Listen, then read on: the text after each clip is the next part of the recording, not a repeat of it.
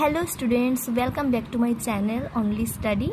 আজকের ভিডিওতে আমরা ক্লাস 10 চ্যাপ্টার 10 আলোক, প্রতিফলন ও প্রতিসরণ এই চ্যাপ্টারের পুরো প্রশ্নাবলী কভার করব, মানে যতটা প্রশ্নাবলী আছে সবগুলো করব। তো শুরু করা যাক। প্রথম প্রশ্নাবলী কি আছে দেখো। কোয়েশ্চেন নাম্বার 1 বলেছে যে অবতল আয়নার মুখ্য ফোকাসের সংজ্ঞা লিখো। তো প্রথমে আমরা উত্তরটা লিখব।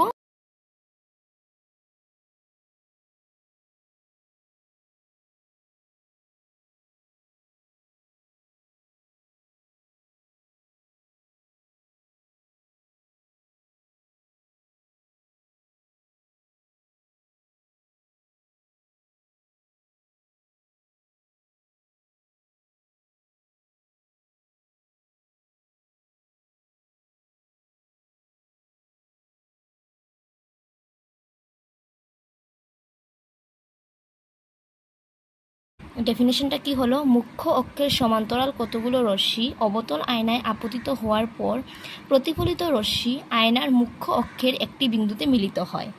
এই বিন্দু এফকে অবতল আয়নার মুখ্য ফোকাস বলে। এটা হচ্ছে আনসার। এখন কোয়েশ্চেনে ডায়াগ্রাম বলেনি, কিন্তু এক্সামে তো আসতে পারে যে মুখ্য ফোকাসের ডায়াগ্রামটা দেখাও। তো আমি ডায়াগ্রামটা আঁকছি, তাহলে তোমরা ভালো করে বুঝতে পারবে। তো আমরা ডায়াগ্রামটা দেখি। অবতল আয়না কীরকম থাকে আমরা জানি, এইরকম শেপের হয়। ঠিক আছে, এটা হচ্ছে আমার আয়না। তো আমাদের এখানের মধ্যে এটা হচ্ছে আয়নার বাইরের দিকটা, এটাকে আমরা এরকম টান টান দিয়ে রেখে দেব, এরকম মার্ক করব। এটা আমার আয়নার বাইরের দিক, আর এটা হচ্ছে প্রতিফলন পৃষ্ঠ, মানে এই দিকে প্রতিফলিত হয়। তো প্রথমে আমরা একটা অবজেক্ট এ বি, আয়নাটার ফার্স্টে আমরা নাম দিয়ে দেব এম এন। এটা কি? আয়নার নাম। আয়নার এখানে ঠিক মিডিলে এটাকে বলা হয় পোল, মানে বাংলায় কি বলা হয়? এটাকে মেরু বলা হয়। তারপরে আমি এই মেরুর মধ্যে দিয়ে একটা সোজা টান দেব। এই যে এই লাইনটা, যে এটাকে বলা হয় মুখ্য অক্ষ। কি বলা হয়? মুখ্য অক্ষ। তারপরে আমরা একটা অসীম দূরত্বে একটা বস্তুকে রেখে দিই। ঠিক আছে, মনে করো একটা অবজেক্টের নাম দিয়ে দিই এ বি। এই বস্তুটাকে আমি রাখলাম অসীম দূরত্বে। এখন অসীম দূরত্বে, আর এটাকে কি করব? অসীম দূরত্বে আছে, তো তাই এটা বোঝানোর জন্য আমরা কিছু জায়গাটা এরকম ডট ডট দিয়ে দেব। এটা থেকে মনে করে একটা রশ্মি আসছে, আসার পর এটা আয়নার মধ্যে এখানে পড়লো। ঠিক আছে, এটা এরকম হয়ে আসছে। কীরকম আসছে? মুখ্য অক্ষের সমান্তরাল হয়ে আসে। এরকম তেরা হয়ে আসলে হবে না, কিন্তু এটা সমান্তরালভাবে আসতে হবে। আয়নার মধ্যে পড়লো এই পয়েন্টে, তারপরে এটা এদিকে রিফ্লেক্ট হয়ে ঘুরে যাবে।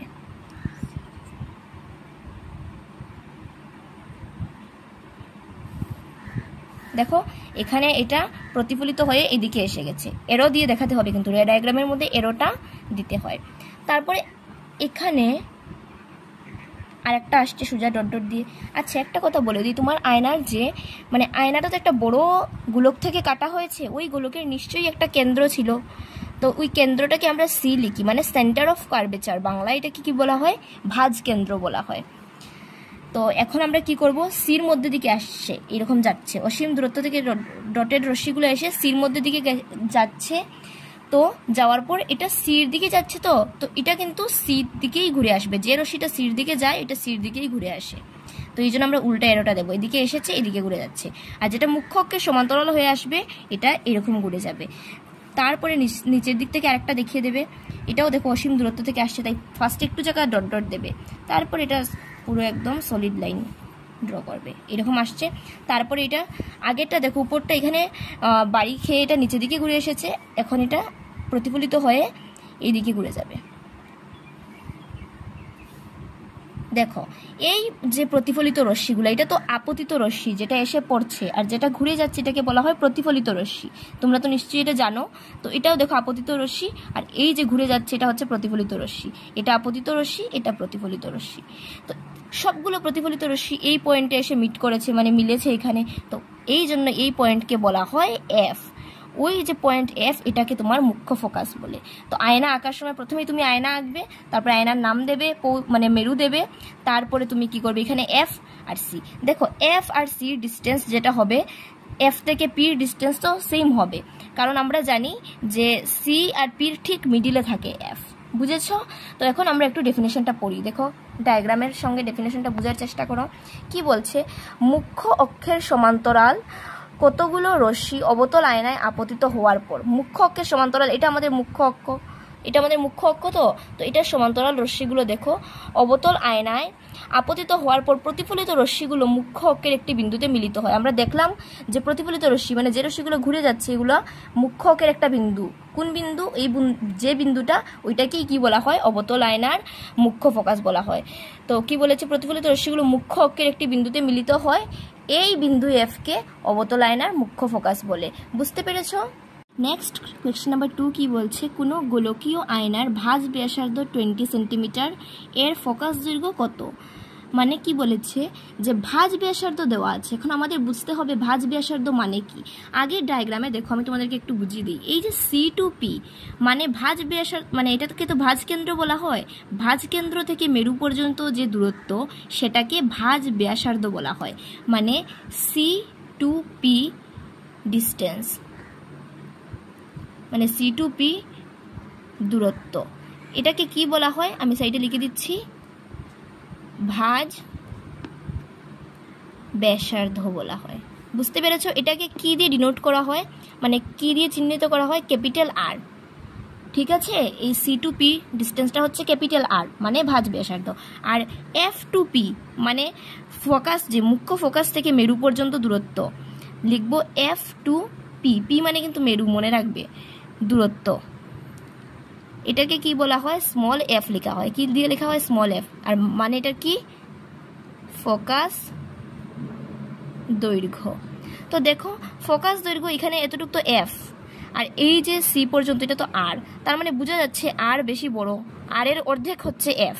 তো আমরা একটা ফর্মুলা জানি, মানে একটা রিলেশন আছে, তো এটা সলভ করার সময় আমরা লিখব যে আমরা জানি যে কি formula, R equals to twice F. ঠিক আছে, এটাই তো বললাম এখানে, আর পুরোটা আর এর অর্ধেক হচ্ছে এফ। এই যে স্মল এফটা হচ্ছে আর এর অর্ধেক, তার মানে আর কত হবে? Twice F. দুইটা এফ মিলে একটা আর হবে। তো এখানে লিখবো আর ইকুয়ালস টু টুয়াইস এফ। তো আমাদের কি আর, তো আর মানে কি ভাঁজ ব্যাসার্ধ, কোয়েকশনে দেওয়া আছে কত? 20 ইকুয়ালস টু 2f। তো এখন আমরা এফ বের করতে পারবো। এফ কত হবে? 2, এদিকে ইন্টু আছে, ওইদিকে গেলে ডিভাইড হয়ে যাবে। তো 2/20 মানে কত? ইকুয়ালস টু কত হবে? 10 সেন্টিমিটার। শেষ, আমাদের ফোকাস দৈর্ঘ্য কত এসেছে? 10 সেন্টিমিটার। নেক্সট কোয়েশ্চেন নাম্বার 3 কি বলছে, এমন আয়নার উল্লেখ করো যা খাড়া এবং বৃহৎ প্রতিবিম্ব গঠন করে। তো এটা কি হবে? আনসারটা কি হবে? অবতল আয়না। কারণ আমরা এই চ্যাপ্টারের যে রে ডায়াগ্রাম এগুলো আমাদের করতে হবে। অবতল আয়নার উপর 6টা রে ডায়াগ্রাম আছে, আর উত্তল আয়নার মধ্যে 2টা রে ডায়াগ্রাম আছে। আমি একটা আলাদা করে ভিডিও নিয়ে আসবো, এখানে সব রে ডায়াগ্রাম করাবো। তো ওইখানে আমরা দেখব যে অবতল আয়নার যে 6টা রে ডায়াগ্রাম আছে ওইখানের প্রথম 5টা না, কিন্তু 6 নম্বর কেসে আমরা দেখি যে খাড়া আর বৃহৎ প্রতিবিম্ব গঠন করে। কিন্তু উত্তল আয়না কখনোই হবে না, কারণ উত্তল আয়না সর্বদা খাড়া এবং ছোট ক্ষুদ্রাকৃতির প্রতিবিম্ব গঠন করে। বস্তু থেকে সবসময় ছোট হয়, তো বৃহৎ তো হবে না। তো এটার আনসার হবে অবতল আয়না। ক্লিয়ার? নেক্সট কোয়েশ্চেন নাম্বার 4 দেখো কি বলছে, গাড়ির রিয়ার ভিউ হিসাবে আমরা উত্তল আয়না ব্যবহার করি কেন? এটা তোমাদের বুকের পেজ নাম্বার 168 এর উপরে পেয়ে যাবে, মানে এই প্রশ্নাবলীর উপরেই বইয়ের মধ্যে আছে, আমি দিয়ে দিচ্ছি। তো দেখো এই প্রশ্নাবলীর উপরেই পেয়ে যাবে তোমরা কি দেওয়া আছে এটার আনসার, মানে প্রশ্নাবলীর কোয়েশ্চেন নাম্বার 4 এর আনসার। এটা পেজ নাম্বার কত? 168। তো দেখো গাড়ির রিয়ার ভিউ হিসাবে সাধারণত উত্তল আয়না ব্যবহার করা হয় নিরাপদে চালানোর জন্য। চালক যাতে পিছন দিকে যানবাহন ভালোভাবে দেখতে পায় তার জন্য উত্তল আয়না চালকের সামনে গাড়ির কিনারে লাগানো থাকে। মানে কি বলছে যে গাড়ির যে সামনে রিয়ার ভিউ মানে কি, গাড়ির সামনে যে আয়না থাকে ওইখানে কোন আয়না ইউজ করা হয়? এমসিকিউতেও কিন্তু আসতে পারে, উত্তল অবতল এরকম দিয়ে দেবে। তো আনসার কি হবে? উত্তল আয়না। কেন? কারণ উত্তল আয়না কি করে, যে জিনিসটা বড় আছে ওইটাকে ছোট করে দেখায়, মানে ক্ষুদ্রাকৃতির প্রতিবিম্ব গঠন করে। সেই জন্য কি বলবে, এখান থেকে দিলেও হবে উত্তল আয়না ব্যবহার করার কারণ। তো তোমরা লিখবে যে গাড়ির রিয়ার ভিউ হিসাবে, এখান থেকে দিয়ে দেবে। উত্তল আয়না ব্যবহার করার কারণ হলো উত্তল আয়না কি খাড়া এবং ক্ষুদ্রাকৃতি প্রতিবিম্ব গঠন করে। আমি বললাম ক্ষুদ্রাকৃতি প্রতিবিম্ব গঠন করে। তো গাড়ি যখন বাইরের দিকে বাঁক নেয় মানে টার্নিং যখন নেয় তখন কি হয়, বৃহৎ অঞ্চলের দৃশ্য দেখার সুবিধা হয়, যে রাস্তার যে বৃহৎ অঞ্চল যেটা আছে সেটা দেখতে সুবিধা হয়, কারণ এই বড় অঞ্চলটাকে কি করবে, ছোট করে দেখাবে যাতে পিছন দিকটা ভালো করে দেখতে পায়। তো তখন কি করা হয়, উত্তল আয়নার ব্যবহার করা হয়। তো বলবে যে সমতল আয়নার দ্বারা, সমতল আয়না মানে কি, আমরা যে আয়না ইউজ করি আমাদের মুখ দেখার জন্য, এখানে তো আমরা বস্তু যত বড় আয়নাতে তত বড় দেখায়। মনে করো পিছন দিকের গাড়িগুলো যত বড় সাইজের আছে, অত বড় সাইজ যদি আয়নার মধ্যে দেখায় তাহলে তো একটা গাড়ি দেখলেই পুরো আয়না নিয়ে নেবে জায়গাটা। তুমি কি পুরো সাইড দেখতে পারবে নাকি? পুরো পিছন দিক তো দেখা পসিবল না সমতল আয়না দিয়ে। তো তখন বলবে যে সমতল আয়না দ্বারা সম্ভব নয়, এমন বৃহৎ অঞ্চল নিরীক্ষণ করা চালকের পক্ষে সম্ভব যদি উত্তল আয়না ব্যবহার করা হয়। মানে এখান থেকে এতটুকু হবে তোমার কোয়েশ্চেন নাম্বার 4 এর আনসার। বুঝেছো? নেক্সট প্রশ্নাবলী 2 মানে সেকেন্ড প্রশ্নাবলী। এটা কি দিয়েছে, প্রথম প্রশ্ন দেখো, আমি প্রশ্ন আর তুলব না, তোমরা বুকের মধ্যে প্রশ্ন দেখে নাও। কোনো উত্তল আয়নার ভাঁজ ব্যাসার্ধ, ভাঁজ ব্যাসার্ধ মানে কি, মানে তো আর দেওয়া আছে কত 32, এর ফোকাস দৈর্ঘ্য নির্ণয় করো। পারবে? আগের সেম ফর্মুলা দিয়ে হবে, কি হবে, r = 2f ফর্মুলা বসবে, আর দেওয়া আছে f বের করবে। এটা আগের প্রশ্নাবলীতে করিয়েছিলাম না, ওইটার মতো সেম হবে। তো দেখে নেই আনসার। আমরা কি জানি, we know that কি r = twice f, ঠিক আছে। আর কোয়েকশনে দেওয়া কত 32, তো f 2f, তো f কত হবে, f হবে 32, আর এই 2 ইন্টু আছে এদিকে গেলে ডিভাইড হয়ে যাবে, তো 16, তো 16 সেন্টিমিটার। তোমরা ফার্স্টে লিখে নিলে ভালো হবে, প্রথমে উপরে লিখে নেবে গিভেন r = 32 সেন্টিমিটার অ্যান্ড কি f = কোয়েকশন মার্ক। তো এইভাবে সলভ করবে, একদম ছোট অঙ্ক, এটা এমসিকিউর মধ্যে আসতে পারে, তো তোমরা দেখে নেবে।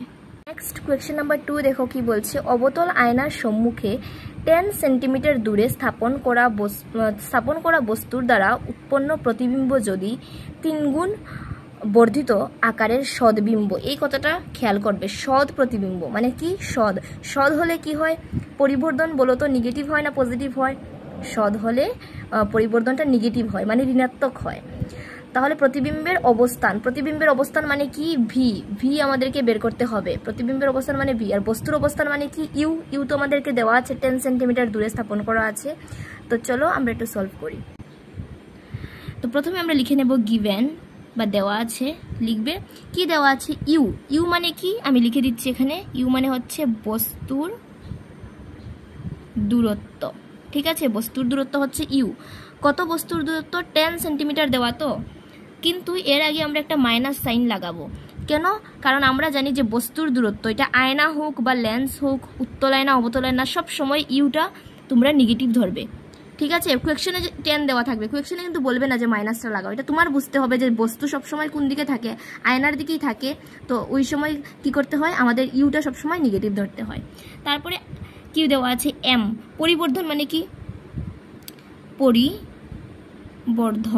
কোয়েকশনে বলা আছে কি একটু দেখে নাও, উৎপন্ন প্রতিবিম্ব যদি 3 গুণ বর্ধিত হয়, 3 গুণ বর্ধিত যখন আমরা বুঝবো, 3 গুণ বলছে বর্ধিত, তো এই কথাটার মানেই হচ্ছে পরিবর্ধন। বস্তুটা যদি 3 গুণ হয় তাহলে পরিবর্ধন কি হবে, 3 হবে, আর সদ বলছে এই জন্য পরিবর্তনটা মাইনাসে আসবে। যদি এখানে অসদ বলতো তখন পরিবর্তনটা +3 হতো, কিন্তু এখানে সদ বলছে তো এই জন্য পরিবর্ধন কি হবে, -3 হবে। তো পরিবর্ধন এম দিয়ে লেখা হয়, পরিবর্ধনকে কি হবে -3, কেন, এখানে ব্র্যাকেটে লিখে নেবে যেহেতু সদ বিম্ব বা সদ প্রতিবিম্ব।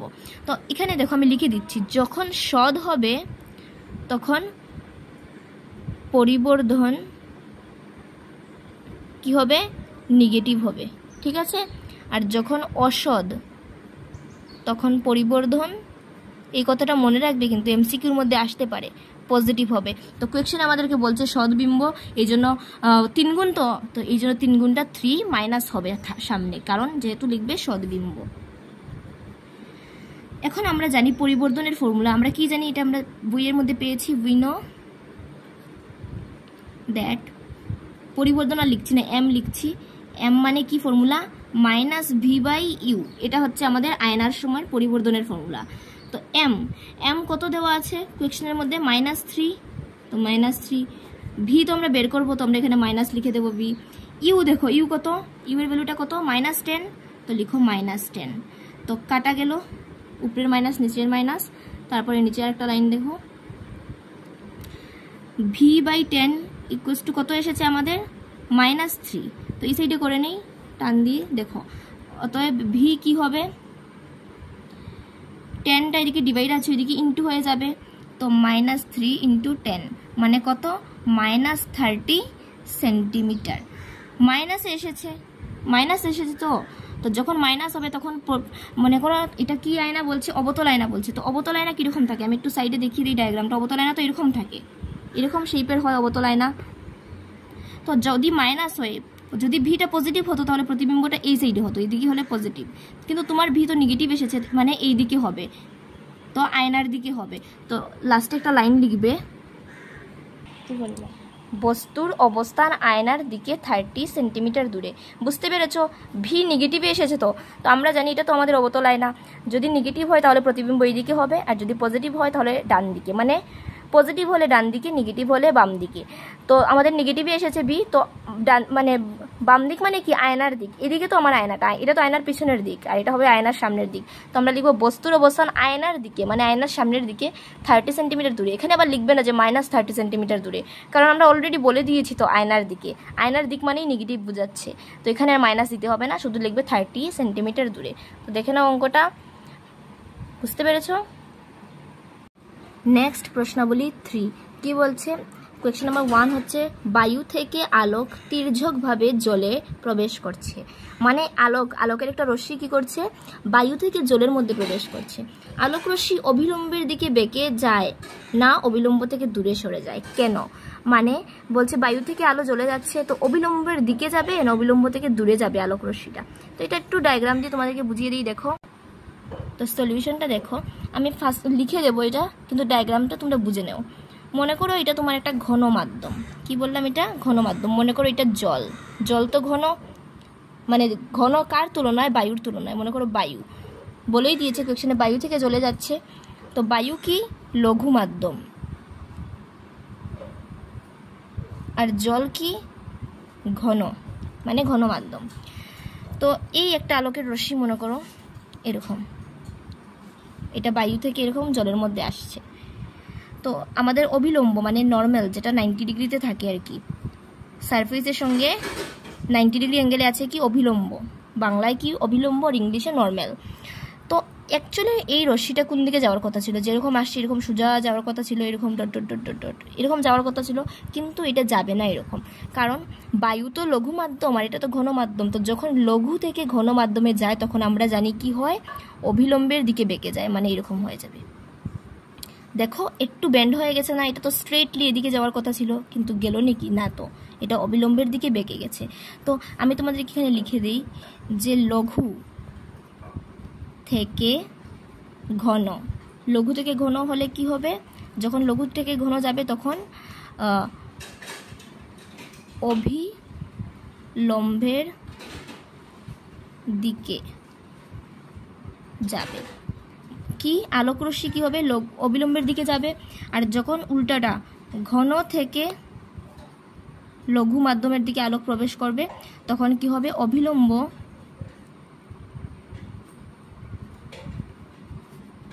থেকে দূরে সরে যাবে। বুঝেছো কেন এই জিনিসটা হয়? দেখো বায়ু তো মানে লঘু মাধ্যম ছিল, মানে হালকা মাধ্যম, আর জলটা তো ঘন মাধ্যম। তো অবভিয়াস কথা যে বায়ু যখন লঘু মাধ্যম, আলোকের বেগ এখানে বেশি হবে। তো যখন এটা একটা ডেন্সার মিডিয়াম মানে ঘন মিডিয়ামে প্রবেশ করবে তখন এর বেগটা কমে যাবে। বেগ কমে যাওয়ার ফলে এটা আস্তে আস্তে অবিলম্বের দিকে বেঁকে যাবে। আর উল্টাটা মনে করো এখন জল থেকে বায়ুতে যাচ্ছে, তখন তো ঘন থেকে লঘু, তো এখানে বেগ কম ছিল, উপরে গিয়ে যখনই বেগ বেশি হয়ে যাবে, মনে করো এরোটা মনে করো এখানে উল্টা, এখান থেকে যাচ্ছে, উপরে যাওয়ার পরে বেগ বেশি হবে, তো এটা স্ট্রেটলি যাওয়ার কথা ছিল, যাবে নাকি না, এটা অবিলম্ব থেকে দূরে সরে যাবে। তো আমি তোমাদেরকে বুঝিয়ে দিলাম, এখন আনসারটা এইভাবে রিপ্রেজেন্ট করবে। যখন আলোকরশ্মি বায়ু থেকে জলে প্রবেশ করে তখন আলোকরশ্মি অবিলম্বের দিকে বেঁকে যাবে, কারণ আমরা জানি যে যখন আলোকরশ্মি লঘু থেকে ঘন মাধ্যমে প্রবেশ করে তখন আলোকের বেগ কমে যায় এবং অবিলম্বের দিকে বেঁকে যায়।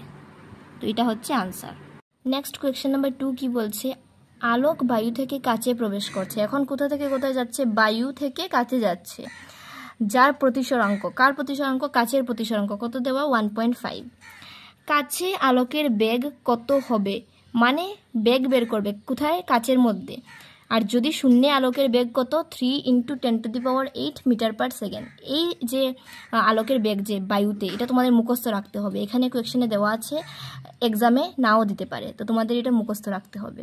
তো আমরা জানি এটা, এই অঙ্কটা কোন ফর্মুলা দিয়ে হবে বলো তো? আমরা বুকের মধ্যে একটা ফর্মুলা পেয়েছি, পেজ নাম্বার 175-এ বুকের মধ্যে দেখো একটা ফর্মুলা পেয়েছি, NM মানে কি? প্রতিসরাঙ্ক। এম মানে মিডিয়াম, ওই মিডিয়ামটার মধ্যে আমরা এখন যে কেসটা করছি, এখানে কোথায় যাচ্ছে? বায়ু থেকে কাচের মধ্যে যাচ্ছে, তো এখানে NG লিখবো আমরা, কারণ গ্লাস কাচের মধ্যে আমরা বের করবো। তো ইকুয়ালস টু ফর্মুলাটা কি? C/V। সি মানে কি? বায়ুতে আলোকের বেগ, আর ভি মানে হচ্ছে কাচে, মানে মাধ্যমে আলোকের বেগ। তো এই আমাদের কোয়েকশনে তো হবে কাচ। তো এখন আমরা প্রথমে লিখব গিভেন, কি দেওয়া আছে? NG মানে প্রতিসরাঙ্ক, জি মানে কি? গ্লাস, GLA+, এটা পুরো লিখবে না, NG লিখবে, আমি তোমাদের বোঝার জন্য লিখে দিলাম। গ্লাস কত দেওয়া? 1.5। এটাও কিন্তু তোমরা মনে রাখবে, কাচে আলোকের বেগটা। এখানে আলোকের বেগ না, সরি, কাচের মধ্যে কাচের প্রতিসরাঙ্ক। তো এখানে লিখে দিই কাচের প্রতিসরাঙ্ক। কাচের প্রতিসরাঙ্ক NG কত দেওয়া কোয়েকশনে? 1.5। তো আমরা ফর্মুলা কি জানি? NG কোনো মাধ্যম, এখানে NM দেওয়া ছিল বইয়ের মধ্যে, তখন আমাদের মিডিয়ামটা কি? এখন আমাদের মিডিয়ামটা হচ্ছে গ্লাস, তো NG। তো কি ফর্মুলা? C/V। তো বায়ুতে আলোকের বেগ বাই কি? এটা কিন্তু সি, কাচে আলোকের বেগ।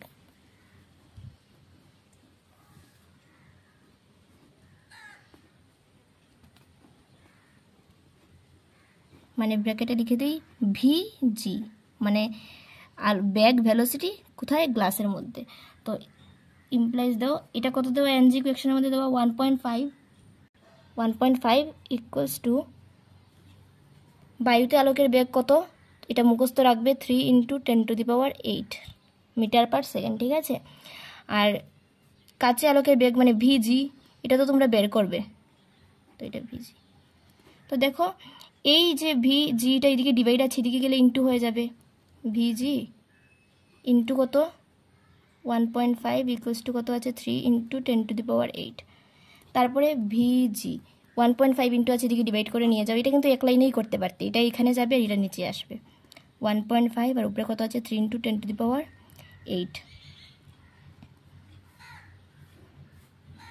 Metre per second.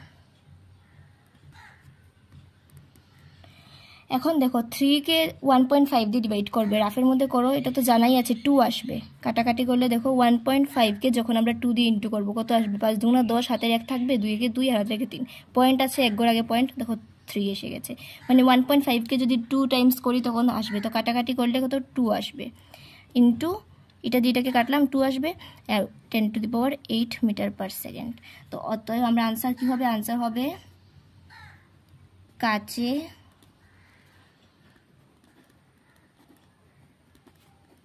আলোকের বেগ 2 × 10⁸ মিটার পার সেকেন্ড। বুঝেছ? নেক্সট কোয়েশ্চেন নাম্বার 3 দেখো কি বলছে। 10.3 তালিকা থেকে নির্ণয় করো কোন মাধ্যমে আলোক সাপেক্ষে ঘনত্ব সর্বাধিক এবং কোন মাধ্যমে ঘনত্ব সর্বনিম্ন। তো এটা তো এক্সামে এরকম 10.3 তালিকা বলবে না, ডাইরেক্ট দুইটা জিনিসের নাম দিয়ে বলবে। মনে করো জল আর বায়ু দিয়ে বললো কোনটার মধ্যে ঘনত্ব বেশি হবে, বা একটা কাঁচ আর বায়ুর মধ্যে বলতে পারে। তো এখন তালিকা বলছে, তো দেখি আমরা তালিকাটা এর আগের পেজেই আছে, 175 নম্বর পেজে। তালিকায় দেখো সবগুলো ভ্যালু দেওয়া আছে। এখানের মধ্যে সবচেয়ে বেশি কোনটার মধ্যে দেখো তো, এগুলো তো সব 1 পয়েন্ট দিয়ে, সবচেয়ে বেশি আছে ডায়মন্ডের মধ্যে। তো ঘনত্ব, এটার আনসারটা কী হবে? সবচেয়ে বেশি হবে ডায়মন্ড, আমি মুখে বলছি ডায়মন্ড সবচেয়ে বেশি। আর সবচেয়ে কম দেখো বায়ু থেকে কম আর কিছু নেই, বায়ু কত? 1.0003। তো বায়ু হবে সবচেয়ে কম আর ডায়মন্ড হবে সবচেয়ে বেশি। তো লিখবে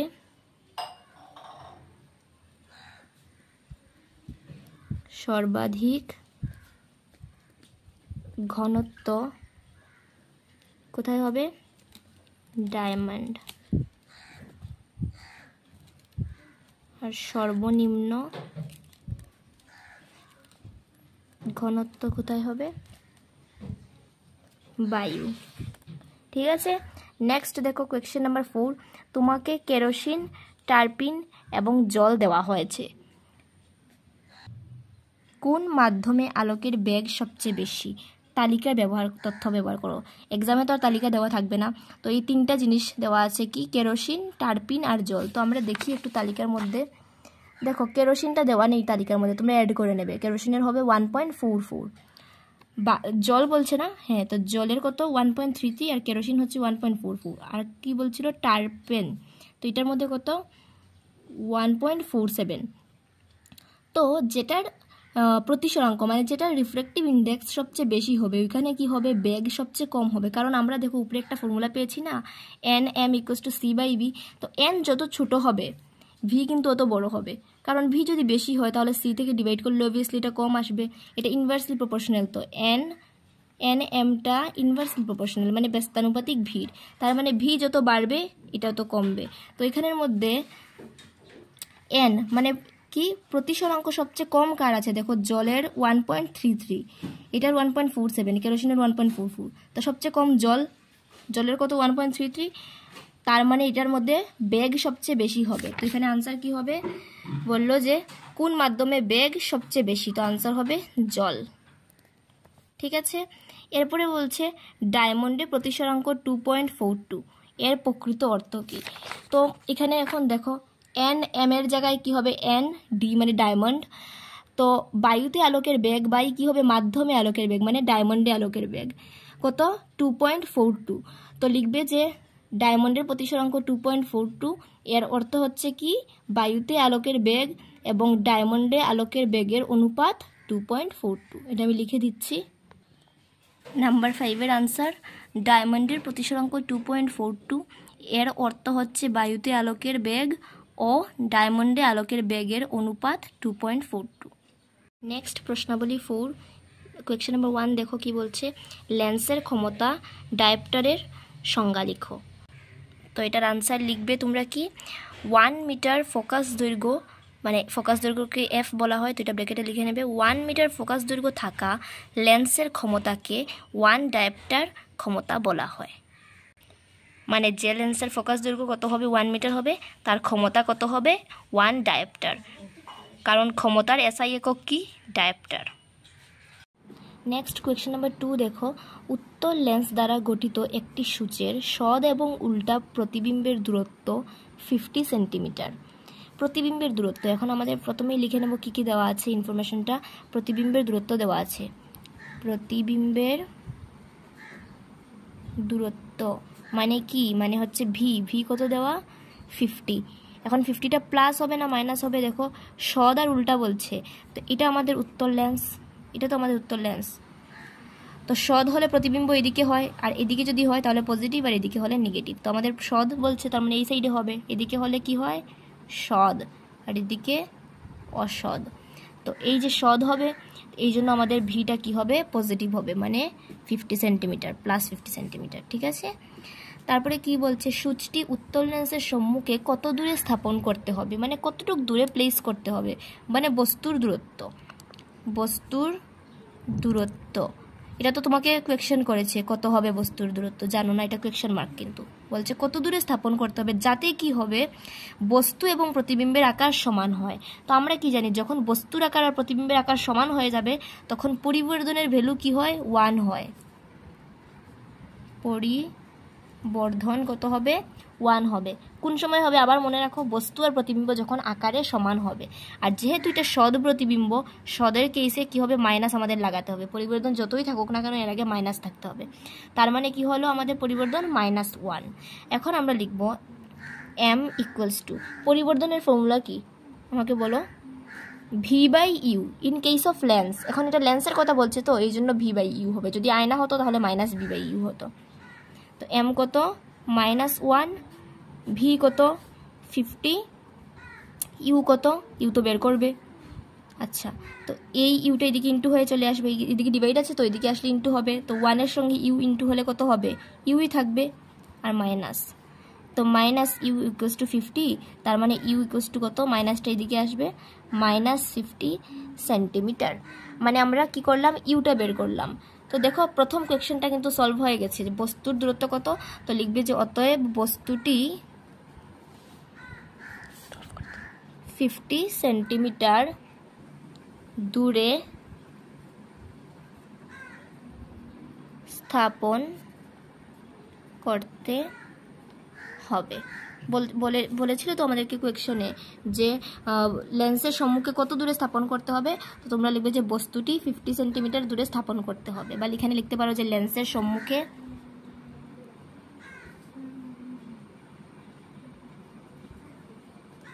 বস্তুটি লেন্সের সম্মুখে 50 সেন্টিমিটার দূরে স্থাপন করতে হবে। নেক্সট কোয়েশ্চেনটা কি বলছে দেখো, লেন্সের ক্ষমতাও নির্ণয় করো।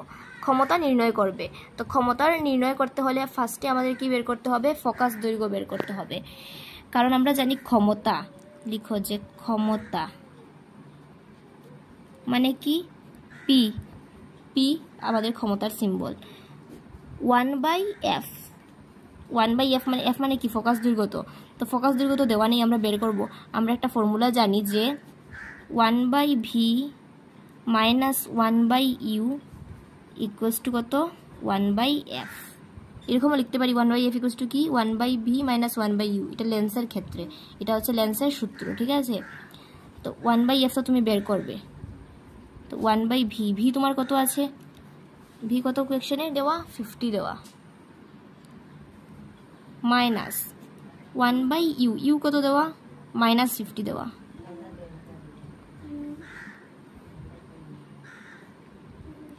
(1/50) এই মাইনাসে প্লাস হয়ে গেল 1/50।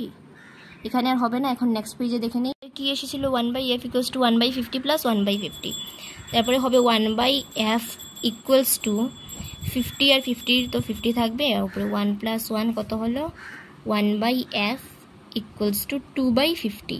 তো 1/f, তো আমাদের এখন ফোকাস দৈর্ঘ্য কীরকম বের হবে, এফ ইকুয়ালস টু এটাকে উল্টে যাবে, 50/2 হয়ে যাবে, 50/2 মানে কত, 25।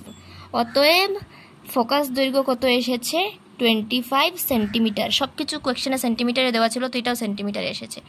তো যখন আমরা এটা থেকে যখন আমরা ক্ষমতা বের করব, তখন এটাকে সেন্টিমিটার থেকে আমাদের মিটারে নিতে হবে, এটাই নিয়ম কিন্তু। কারণ আমরা জানি ফর্মুলায় কি ছিল, পি ইকুয়ালস টু 1/f, যেখানে এফটা কিসে ছিল, ইন মিটার কিন্তু, বুঝেছো, সেন্টিমিটার থেকে এটাকে কনভার্ট করতে হবে। তো লিখবে যে এফ ইকুয়ালস টু 25 সেন্টিমিটার, তো সেন্টিমিটার থেকে মিটারে নিতে হলে আমাদের কি দিয়ে ডিভাইড করতে হয়, 100 দিয়ে ডিভাইড করতে হয় মিটার, বুঝেছ, 25/100 মিটার ফোকাস দৈর্ঘ্য। তো এখন আমরা লিখব যে পি, অতএব ক্ষমতা ইকুয়ালস টু কি ফর্মুলা, 1/f। তো 1/f কত বেরিয়েছে, 25/100। তো 1 তো আছে, তো নিচে যদি 25/100 থাকে, তো এটা উল্টে যাবে, উপরে তো 1, তো উপরে 100 চলে যাবে, 1 × 100 তো 100ই থাকবে, মানে 100টা উপরে চলে যাবে আর 25 নিচে থাকবে। তো কত হবে, কাটাকাটি করলে 4 × 25 = 100, মানে 4 ডায়োপ্টার। ডি লিখবে কিন্তু, কারণ ক্ষমতার একক কি, ডায়োপ্টার। তো বলেছিল ক্ষমতা বের করতে, তো দিস ইজ দ্য আনসার। এই প্রশ্নাবলীর লাস্ট কোয়েশ্চেন নাম্বার 3 দেখো কি বলছে, কোনো অবতল লেন্সের ফোকাস দৈর্ঘ্য 2 মিটার হলে তার ক্ষমতা নির্ণয় করো। আচ্ছা, লেন্সের কি দেওয়া আছে, সলিউশন দিয়ে আমরা লিখব, গিভেন ফোকাস দৈর্ঘ্য এফ, কত দেওয়া ফোকাস দৈর্ঘ্যটা, 2 মিটার। কিন্তু দেখো এটা অবতল লেন্স বলছে, তো আমরা কি জানি অবতল লেন্সের ফোকাস দৈর্ঘ্য নেগেটিভ হয়, তো লিখব -2 মিটার। যদি উত্তল হতো তাহলে পজিটিভ হতো। অবতল লেন্সের কি হয়, ফোকাসও নেগেটিভ হয়, ক্ষমতাও নেগেটিভ হয়, 2 মিটার। তো কি বের করবে, ক্ষমতা P equals to question mark, এটা বের করবে। তো আমরা লিখব যে we know that P equals to, মানে ক্ষমতা ইকুয়ালস টু কি, 1/f। তো 1/f কত, -2, তো 1/-2 মানে কত, এটাকে ডিভাইড করলে কত হবে, পয়েন্ট দিয়ে 0.5 মাইনাস আছে, তো minus 0.5 dioptre. This is the answer. তো স্টুডেন্টস, এই ভিডিওতে আমি চ্যাপ্টার 10-এর সব প্রশ্নাবলী কভার করেছি। নেক্সট ভিডিওতে আমি এই চ্যাপ্টারের ভিতরের যে নিউমেরিক্যালসগুলো আছে, মানে অঙ্কগুলো আছে, এগুলো করাবো। আর রে ডায়াগ্রামের উপর একটা ভিডিও নিয়ে আসবো, যে অবতল আয়না, উত্তল আয়নার এগুলোর যে রে ডায়াগ্রাম আছে, তো সেগুলোর উপর আমি নেক্সটে ভিডিও নিয়ে আসবো এবং এক্সারসাইজের কোয়েশ্চেনগুলোও সলভ করিয়ে দেবো। তোমাদের যদি ভিডিওটি ভালো লেগে থাকে তাহলে অবশ্যই লাইক করবে এবং তোমার ফ্রেন্ডসদের সঙ্গে শেয়ার করবে।